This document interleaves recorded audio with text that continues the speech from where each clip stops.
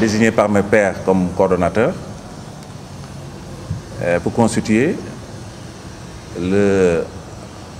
la coalition de l'opposition que nous appelons Entente des forces de l'opposition. Il est composé pour l'instant de 4 partis politiques régulièrement constitués.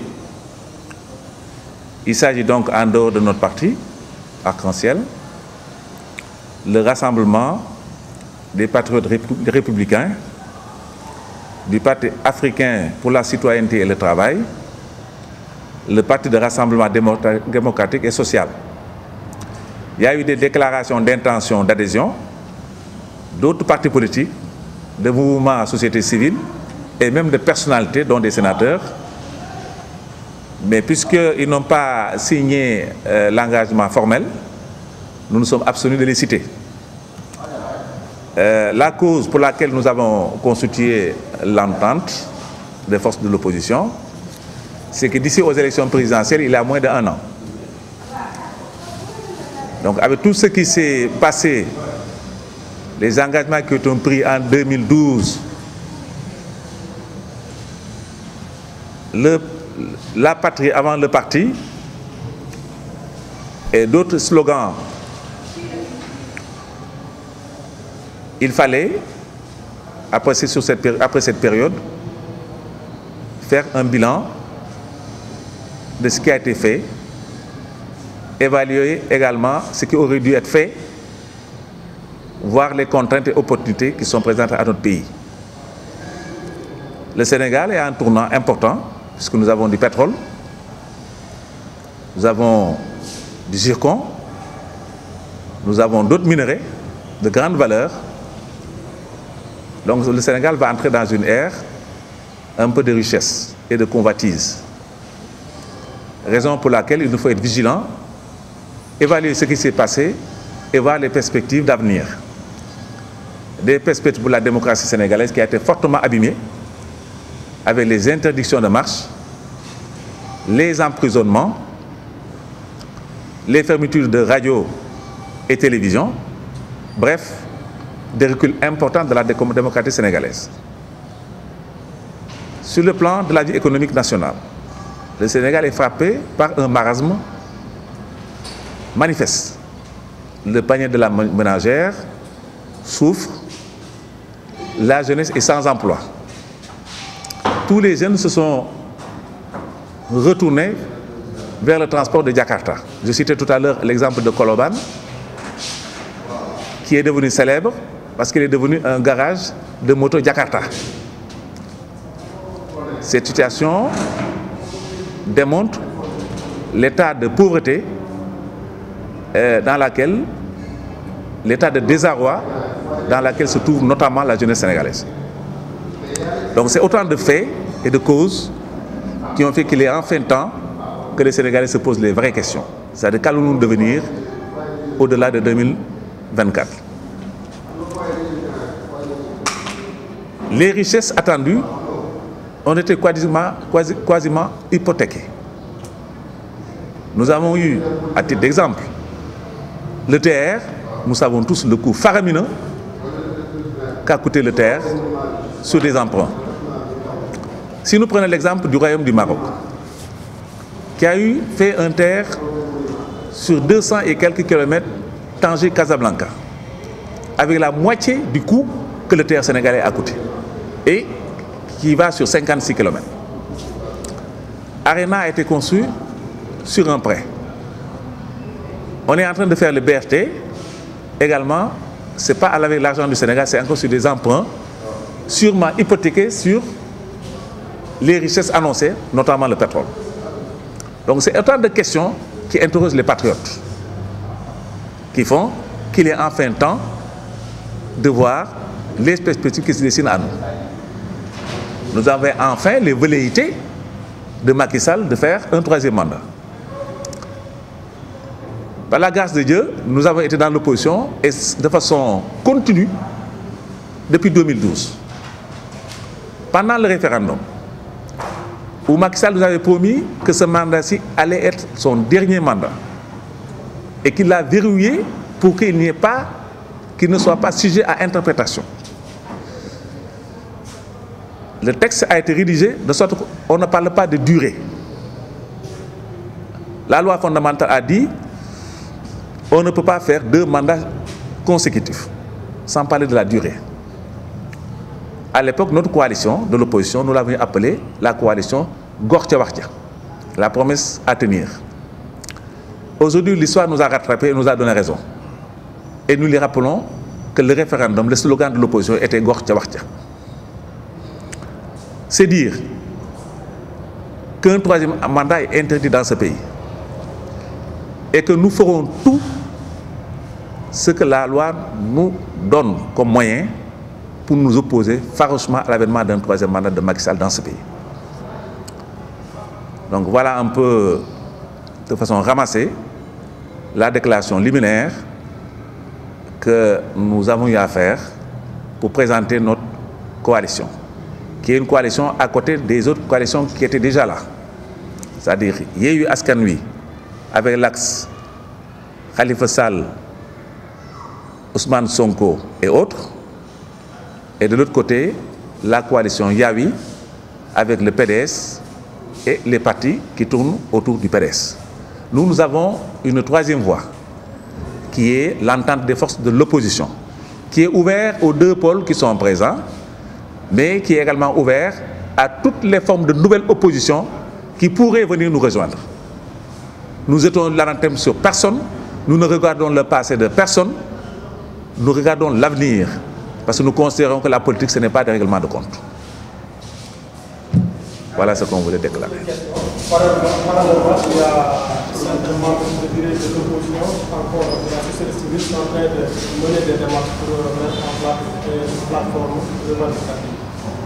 Cette plateforme-là va rassembler toutes les forces vives de la nation. Est-ce que votre coalition est prête à cette plateforme?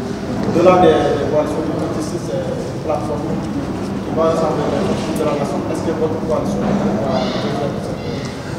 Bon, nous attendons d'être saisis pour voir, parce que par la grâce de Dieu, nous avons fait beaucoup de coalitions. Nous avons blanchi sous les harnais. Depuis 12 ans, nous sommes dans l'opposition. Les coalitions qui ont eu à être constituées, depuis le FPDR qu'on a fait avec le PDS, depuis le CORRECT que nous avons fait avec les Modou Diagne Fada et Aïssata Tall Sall, nous avons voté Yewwi Askan Wi. Nous avons été très actifs au niveau de Thiès, notamment des grands centres que nous maîtrisons, qui sont les centres Modokan et les centres Ablaye Yakhine. Nous avons joué un rôle essentiel dans la victoire de Yewwi dans les 3 communes d'arrondissement. Mais nous avons des doutes par rapport à la manière dont ces coalitions ont été managées. C'est la raison pour laquelle nous avons constitué notre propre coalition, qui est une coalition ouverte, mais qui reste sur des principes de transparence, des principes d'égalité, des principes de àndu nawle. Si ces critères sont respectés, nous ne sommes pas contre une grande coalition de l'opposition, parce que nous sommes dans l'opposition, nous ne sortons pas de l'opposition. Mais nous en avons marre de travailler et qu'à la fin, chaque fois qu'il faut investir pour les législatives ou investir pour les municipales, ce qu'on avait désigné comme étant nos coordonnateurs ou nos responsables ferment leur portable, se retranchent et font des listes, et quand on les voyait, nous tombons des nues. Nous en avons marre de travailler pour les autres. Nous avons envie de changer de méthode. Et ce qui fait que jusqu'à présent, d'ailleurs, ça n'a pas payé. Donc voilà un peu notre appréhension. Nous, notre coalition est une coalition politique. C'est des convergences d'idées. Personne n'est encore candidat à rien. Nous travaillons.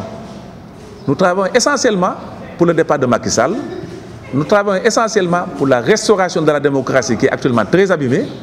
Nous travaillons à la restauration de l'espoir dans ce pays. Parce que nous voyons que l'espoir est perdu. Toutes les raisons, même un combat de lutte mal arbitré est une occasion de violence. Sur le plan sociologique, il y a des problèmes, il y a des raisons, il y a matière à réflexion. Je disais à quelqu'un que moi, si j'étais un professeur d'université, j'allais demander à mes étudiants de me faire une thèse sur la violence de la jeunesse au Sénégal et une deuxième thèse qu'on va faire sur les sociétés nationales ou les directeurs généraux qui touchent des dizaines de millions, alors que la jeunesse n'a pas d'emploi. C'est des questions fondamentales qu'il faudrait poser et sur lesquelles nous avons les compétences pour en débattre. Voilà un peu, nous, notre champ de combat. Et tous les gens qui pensent qu'ils ont les mêmes idées que nous, qu'ils viennent, que nous travaillons ensemble. Il n'y a pas d'a priori. Moi, j'ai l'avantage, la chance d'habiter Thiès avec Hadjibou Soumaré, pratiquement dans le même quartier. J'ai l'avantage aussi de l'avoir connu quand il était ministre du budget. Moi j'étais directeur du Trésor de l'Assemblée nationale. Donc, je pense que je peux avoir une idée sur la personne. Ce que je retiens, c'est que c'est un homme compétent dans son travail, qui connaît les finances publiques. C'est un homme crédible. C'est un homme sérieux.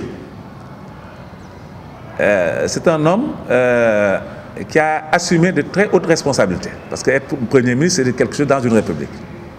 Alors, fort de tout ça, s'il pose des questions, parce qu'il a posé des questions concernant cette personne très controversée. Le fait même, la venue même de Marine Le Pen au Sénégal a posé problème au niveau africain. Parce qu'on connaît les positions du Front national français. Alors, s'il pose une question, des questions aussi précises, moi je me dis qu'il y a quelque chose là-bas. Alors, ce que nous attendons du gouvernement, c'est des réponses précises et des réponses claires et non des invectives qui ne servent à rien. Donc voilà moi ce que je pense. Moi j'attends à suivre, j'attends de voir les développements du gouvernement par rapport à cette question. Juste une dernière question, le cas Mimi Touré, semble être l'enfant mal aimé de l'opposition. Est-ce que votre coalition est prête à ouvrir les portes? Non, Mimi Touré, nous, n'est pas mal aimé dans notre coalition. Nous disons, son passé, c'est son passé. S'il épouse les vues de l'opposition, nous ne faisons pas. Et je pense que l'opposition a besoin d'une personne comme Mimi Touré. Elle a fait sa mue, nous l'avons entendu, elle a eu ses regrets, tout le monde peut se tromper. La politique, c'est des additions, ce n'est pas des soustractions. Nous ne regardons pas le passé, nous gardons l'avenir. Si elle peut incarner un temps soit peu ces perspectives d'avenir pour la démocratie, pour la jeunesse surtout, et pour le pays, elle a toute sa place dans notre coalition. Un éventuel candidat pour la présidentielle 2024? Non, pour l'instant, nous avons une coalition politique. Nous voyons les convergences que nous avons ensemble, les idées que nous partageons ensemble. Mais on ne parle pas actuellement de candidature parce que nous estimons que c'est prématuré. C'est des questions qui divisent, mais qui ne réunissent pas. Alors que face à l'offensive tout azimut de Macky Sall et de la coalition Benno Bokk Yakaar, l'opposition doit se resserrer autour de l'essentiel et ne pas évoquer des questions de règlement de compte ou des questions qui nous divisent.